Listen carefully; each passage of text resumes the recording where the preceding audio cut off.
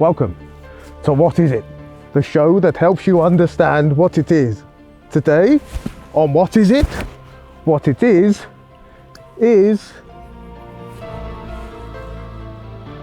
Generale Erection Spectacular.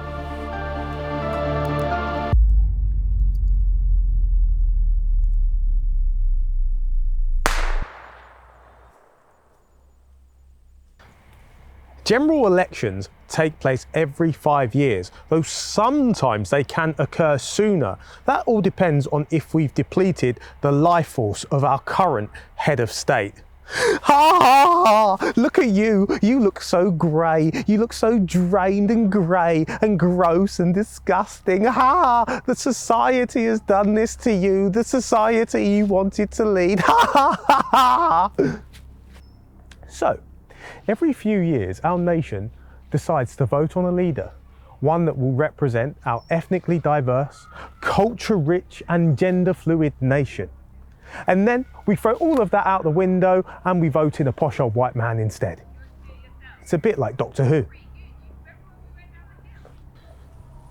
Every so often, we vote in a woman to much fanfare and critical acclaim, and then they fuck it up even worse than the last man did. It's a bit like Doctor Who.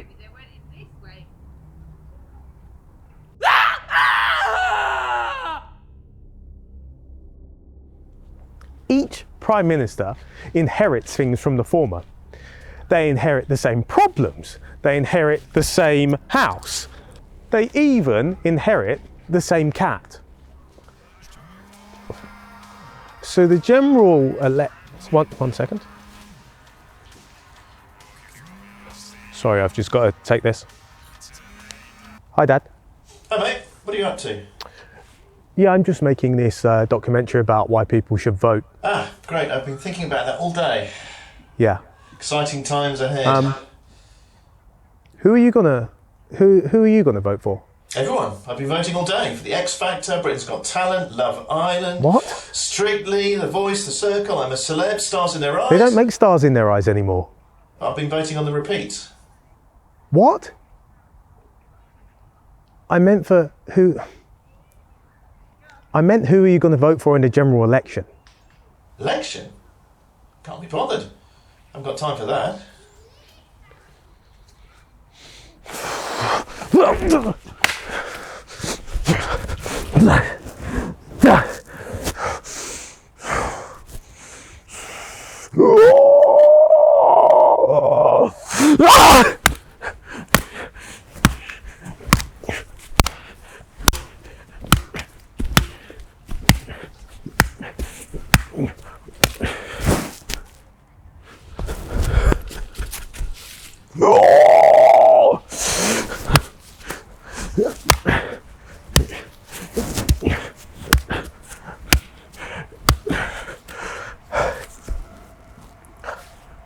Okay, yeah, I'll come and see you next week, okay? All right, bye. All right, see you then. Can't wait.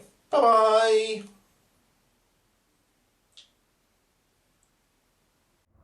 Each Prime Minister represents a party. But it doesn't look like one of those fun parties. It's a kind of party where you go and you have to take your own alcohol, and then when you're leaving, you realise that the person has fed you their cheap alcohol and stashed the good stuff away for themselves later.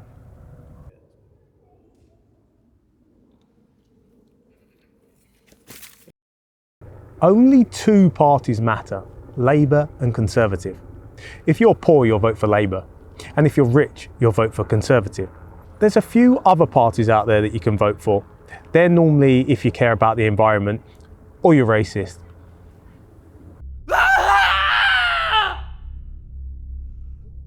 The leaders of the parties lure you in to vote for them by making promises they can't keep. This can be anything from affordable housing to getting those bloody immigrants out.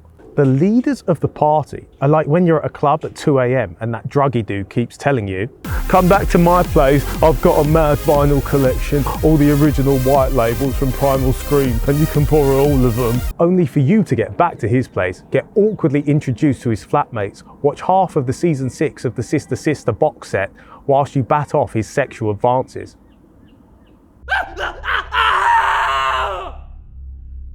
You can vote in person at a polling station.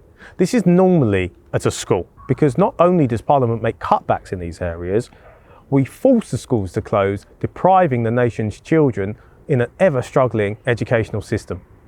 But what if you're lazy or restricted by law and cannot go within 100 metres of a school due to being on the sexual offenders register? Well, you can vote online or by text message. Oh wait, what? You can't? So you're telling me that an archaic system that is failing to interest the youth and encourage them to vote hasn't bothered to streamline and modernise the system so that every possible effort has been made to simplify the process, so that instead of complaining that people don't vote, they could maybe try to instead minimise those that don't by talking to them on a platform that they understand? Okay? Just a thought. Once you're a Prime Minister, you get to meet poor people in this country, attend public disasters and meet rich people in other countries. Your duties include spending loads of money, but not particularly on things you promised to do before you became Prime Minister. Essentially, you just add to the country's ever-growing debt. But what I don't understand is if a £50 note costs just 9 pence to make, then why don't the government and the Prime Minister order the Royal Mint to make loads of £50 notes, and then we could pay off our debt with it? They only cost 9 pence to make. They would do it in China.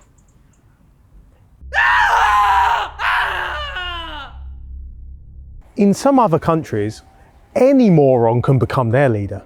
Whereas in our country, our moron has to have a private education. Basically, you should vote. Because if you don't vote, you shouldn't be allowed to moan about our country and the state of our country and how you're not represented. Things don't change overnight. Maybe they'll never change. It's baby steps, you know.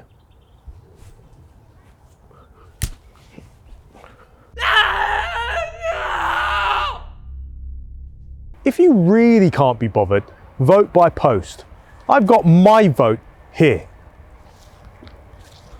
All you have to do is put a cross in a box. It's basically idiot proof. Unless you vote for one of the racist or green parties.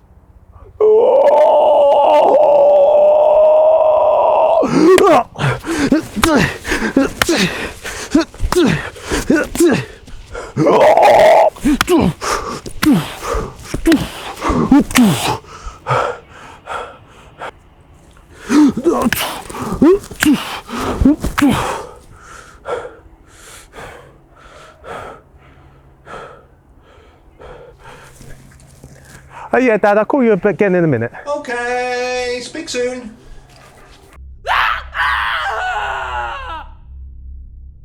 But who in their right mind would want to be a Prime Minister anyway? Once the public have drained them of their life force, they turn a shade of grey and resemble that of a Dulux paint chart. The whiter shades of pale, fresh from Dulux. But then they retire and receive approximately £115,000 of taxpayers' money per year until their dying days. The penance, though, is that they are shunned by everyone else in society.